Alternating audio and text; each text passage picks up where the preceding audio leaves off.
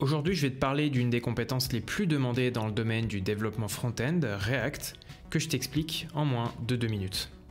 React, c'est une librairie en JavaScript utilisée pour construire des interfaces. Elle est créée, maintenue et utilisée par Facebook et c'est clairement celle qui a le plus marqué les esprits ces dernières années. On l'utilise pour construire des composants, c'est-à-dire les briques représentant les parties logiques et réutilisables d'une interface. Pour écrire un composant en React, rien de plus simple.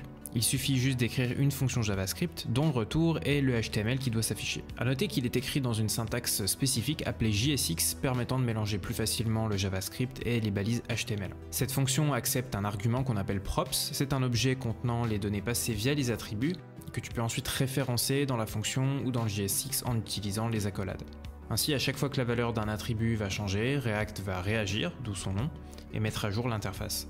Pour permettre au composant de gérer son propre état, tu peux utiliser un hook useState.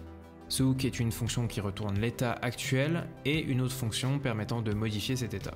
Dans ce cas, count est l'état réactif et setCount pourra changer cet état. Utilisé dans l'interface, count affichera toujours la dernière valeur qui lui est attribuée.